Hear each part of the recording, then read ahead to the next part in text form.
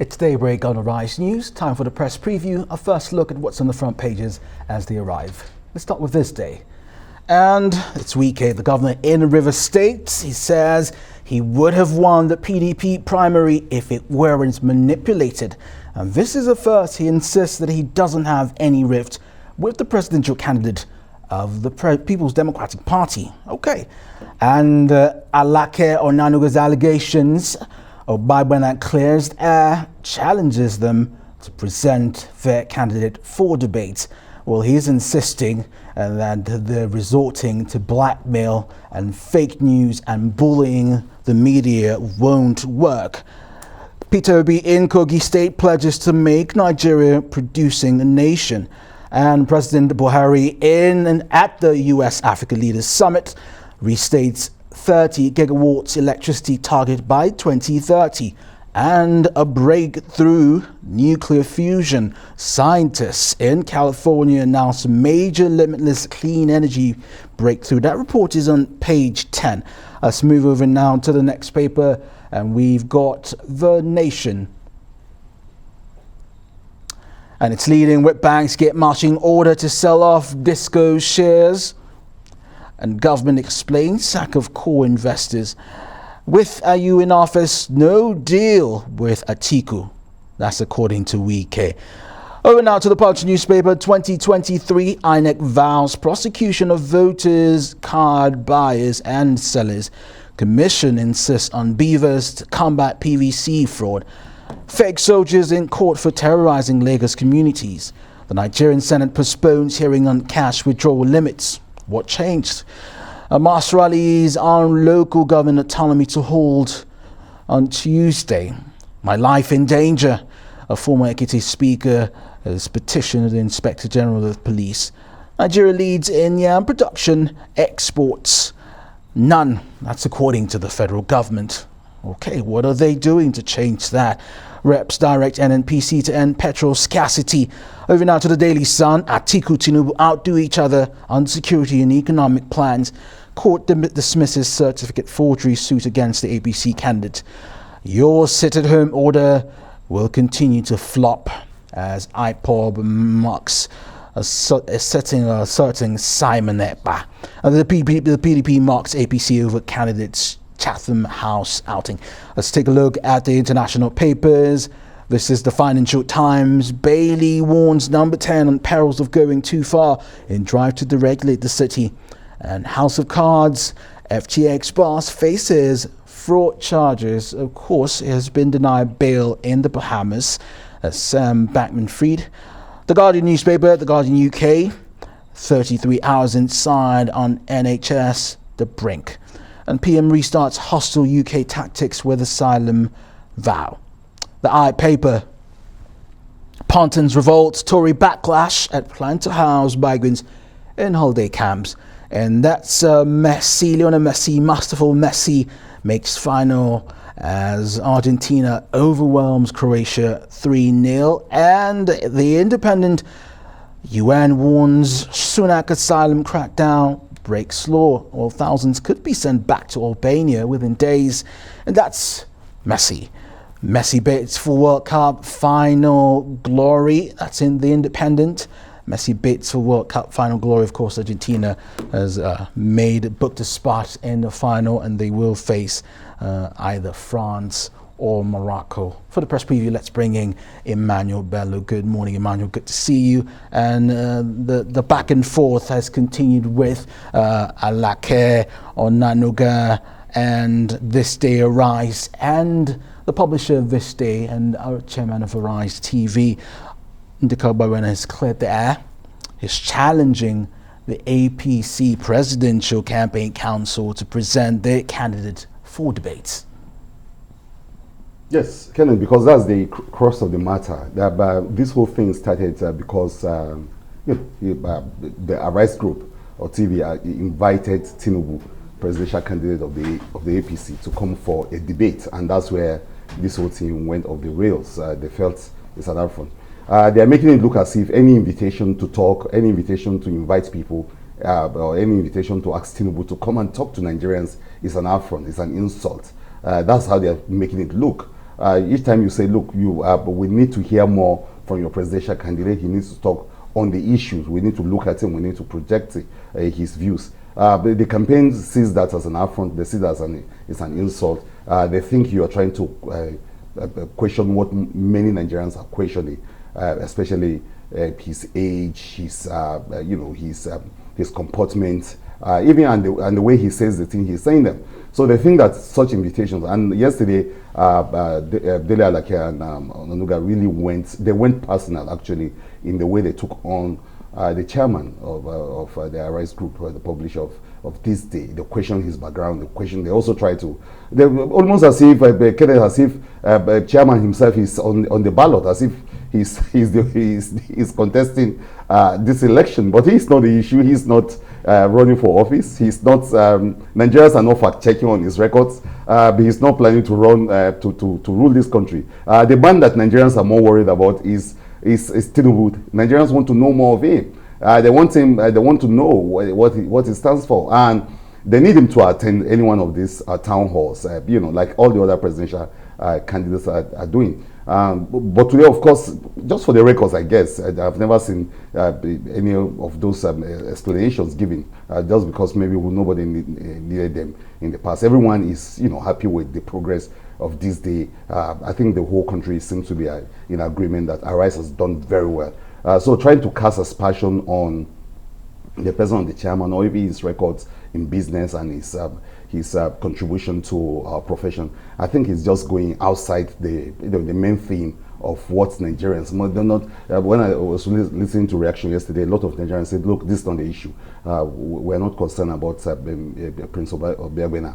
We're not worried about him. We're worried about the man who say he wants to run this country. So telling us that his business is failure or he didn't do all that was not necessary. But so that people will not be hoodwinked or even lied to. I think it was a good thing that in This Day, the chairman, at least the group, the newspaper, took his time to explain all of that. You can take away the stature and the measure of Nduka Obiagbena in this profession. I think everyone is in agreement that he's done a lot, he's sacrificed a lot. A lot of people compare him to Robert Murdoch, of that great media empire, or Berlusconi. This is someone that's done very well. He's handled this business with care. I've worked with him for years, and on a personal note, let me not go too personal, but working with Prince Obiagbena has really been a blessing to me as a person. And this is someone that, just like the story said, he's actually developed a lot of people, including those working in the Tinubu's camp right now. Some people that he's hired to work for him.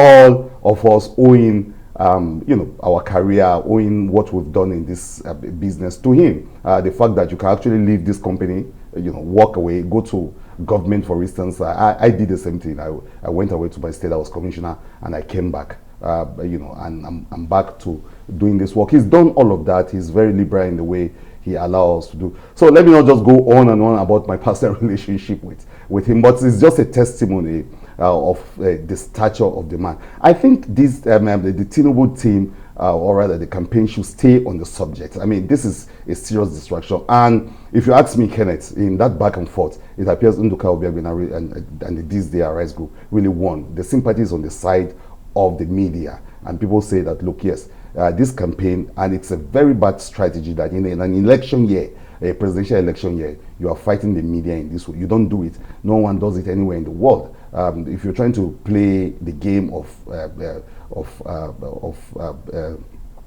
former U.S. President, Trump, in this kind of manner, it doesn't work.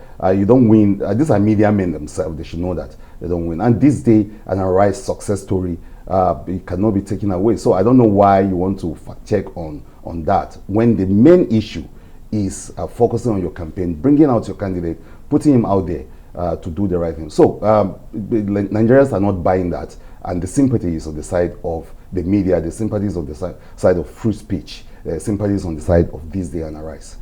calling for it for us to stick to the topic, and that's the candidates, the campaign. One of well, he's not a candidate, but he's been criticizing their party candidate, Governor Wike. He's saying that he would have won the PDP primary if it were manipulated, and he's saying, he's insisting that he doesn't have any rift with Atiku.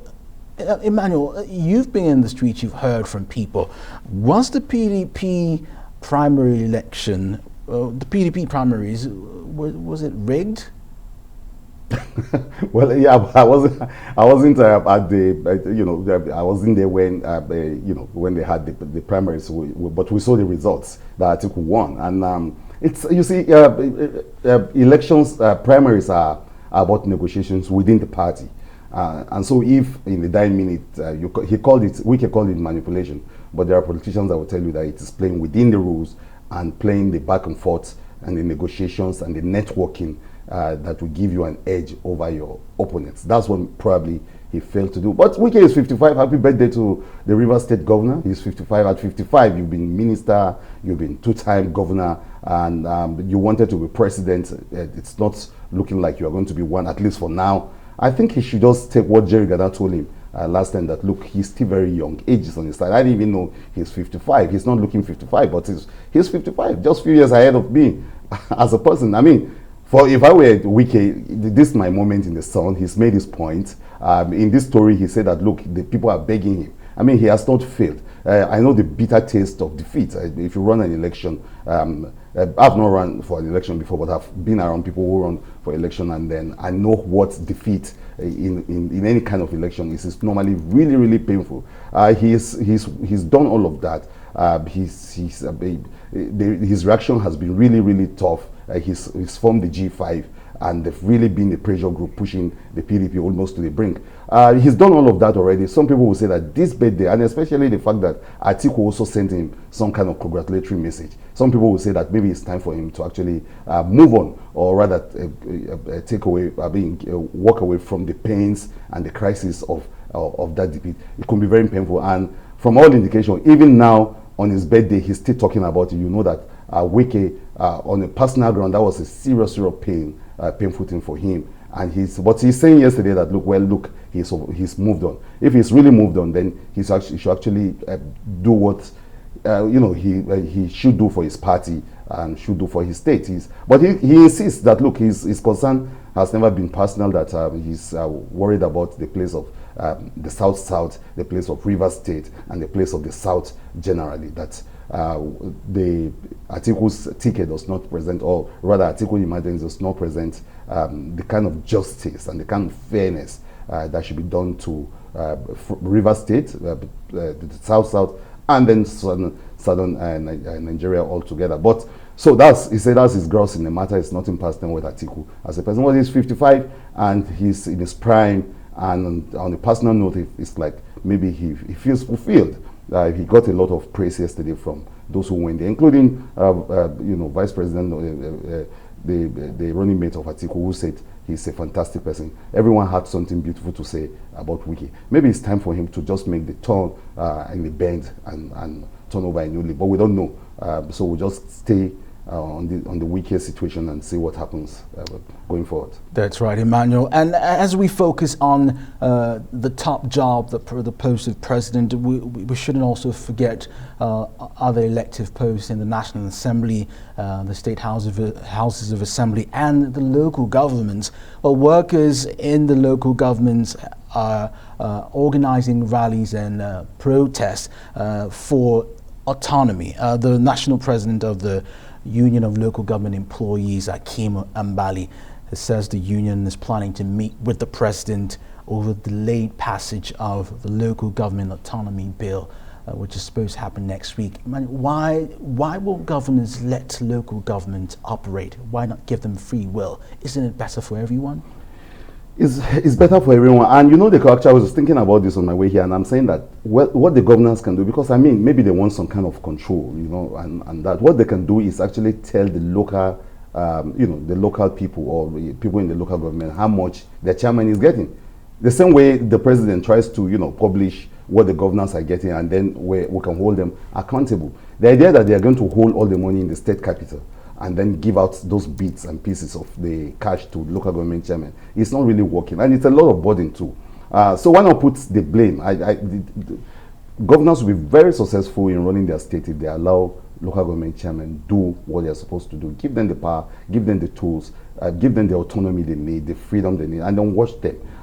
You can get everyone to follow the money, follow what they're doing with it, and then it's better off. At the end of the day, the governors are better because they get blamed now for everything. They get blamed for, you know, the lack of development in their states, even things like markets or roads that's, you know, not naturally local government chairman should be doing. They get blamed for it. So they don't really need all of that drama. They should push everything back to the local government authority, you know, chairman, and watch them develop those local government, because there are over 700 of those local governments, and if they were viable enough, we'll all feel the impact of the development. Right now, the problem we're having is that those local governments are dying.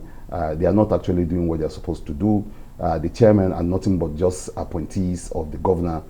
Many of them don't even live within their local government secretariat. They live in the state capital, and that really reduces and, you know, make them really weak. Imagine if governors were treated that same way by the president. So it's federalism, and what the governors should do is to actually allow this to happen. I don't understand the fear of the control, why they want everything under their control, but they need to, you know, have the faith to let go, and I'm sure that will happen very soon, so that those local government will be very viable. You've been great this morning, Emmanuel. Thank you so much. That's the press preview. You can follow us on Arise TV. You can tweet with the hashtag AriseDaily.